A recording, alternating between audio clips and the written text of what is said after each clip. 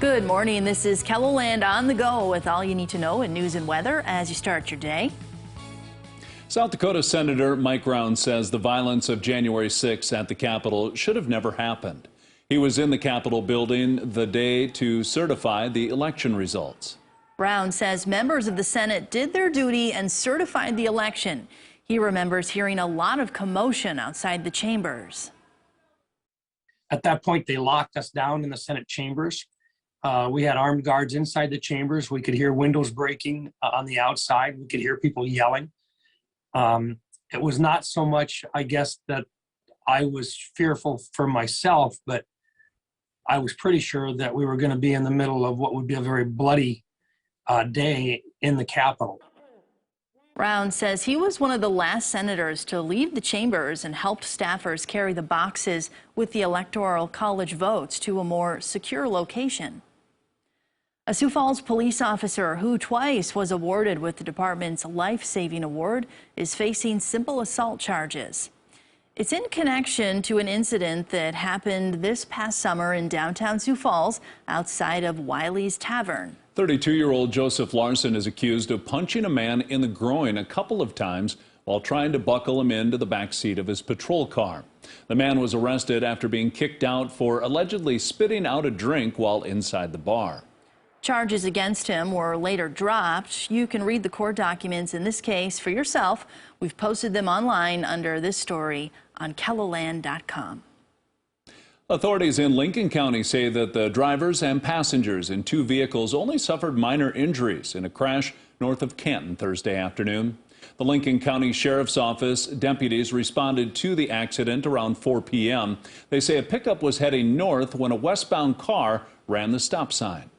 The pickup hit the car, sending it into the ditch where it rolled. The driver of the car was cited for reckless driving, stop sign violation, and no driver's license. The owner of the car was cited for no insurance. Well, now let's get a check of your forecast. Here's meteorologist Scott Munn. Well, cold again this morning, but afternoon highs today will be warmer than what we had yesterday as we'll try to return to the teens and 20s for highs.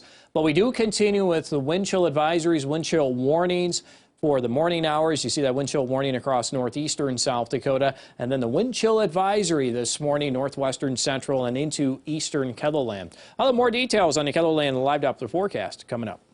Thank you, Scott. With lots of winter left in the season, your coat donations are needed to help keep people safe. The St. Francis House continues collecting new and gently worn winter coats and accessories for Keep KELOLAND Warm. Larger sizes are in high demand. If you want to donate, you can drop off the items at the St. Francis House from 8 a.m. to 8 p.m. any day of the week. Great Bear Ski Valley in Sioux Falls was able to open for the season a week ago. While they have enough snow, Mother Nature has forced it to close twice this week. Great Bear shut down on Tuesday because of strong winds. Thursday, sub-zero temperatures and a wind chill advisory forced the ski resort again to close in an effort to keep everyone safe.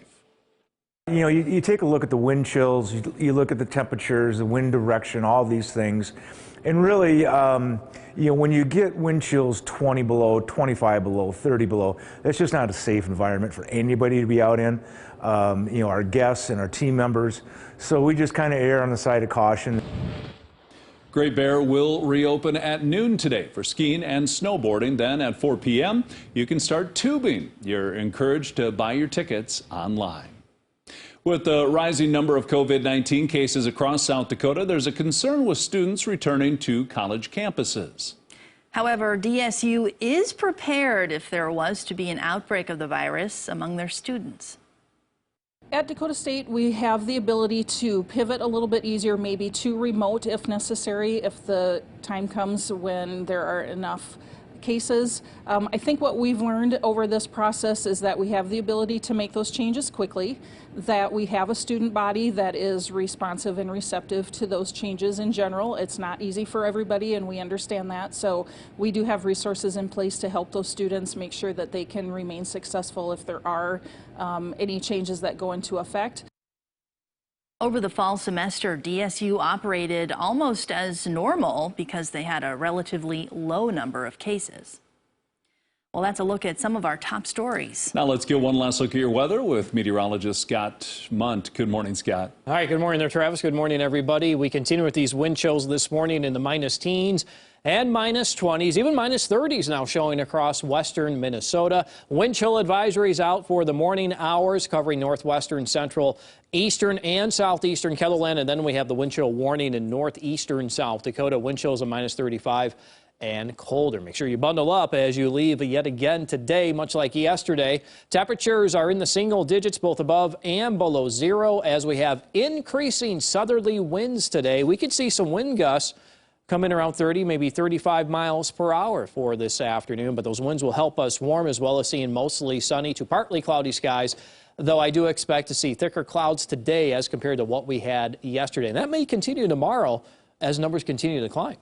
Forecast for today showing highs in the teens and 20s in central and eastern KELOLAND, 40s in western South Dakota. We will stay above zero tonight as strong winds stay with us.